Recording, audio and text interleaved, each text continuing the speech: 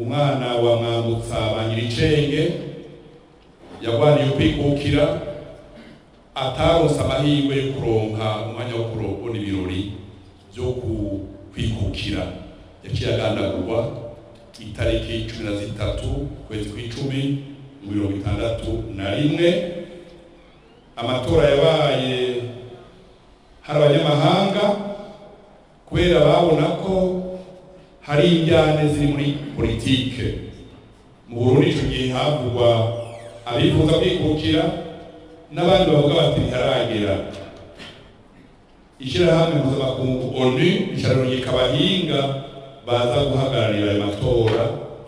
Haje abantu batatu, umwe wo muri Irani Rehma, uwundi aturuka muri Togo Gassou, uwundi aturuka muri Haiti Dosenville.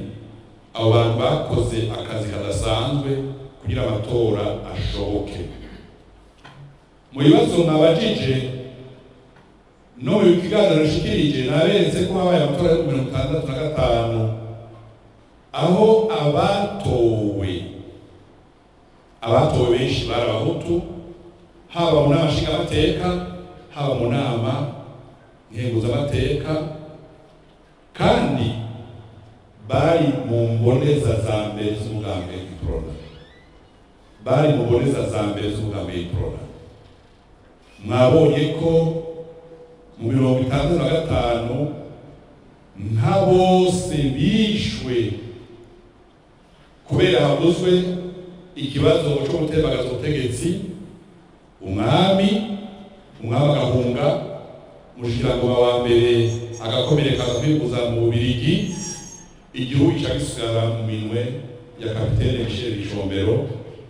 Yarashinzwe igisoda, hanyuma mwibuke ko warashinzwe ijandarume yitwa Komanda Antoine Serukwavu, urashinzwe ubutungane ico gihe mbere yuko bihinduka yari Joseph Bukera, uwo yasubiriwe n'umugabo muzi avuga cyane mu kahise ku Burundi yitwa Artemone Simbananiye mu gisata c'ubutungane.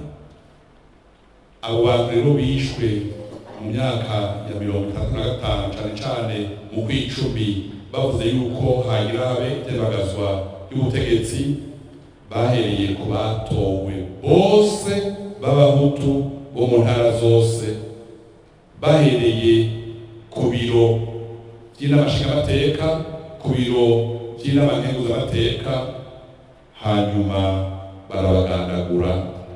Baja mu basirikare b'abahutu, bajandare b'abahutu, baraja mu bakozi ba leta batari bake mu gihugu cose barabagandagura.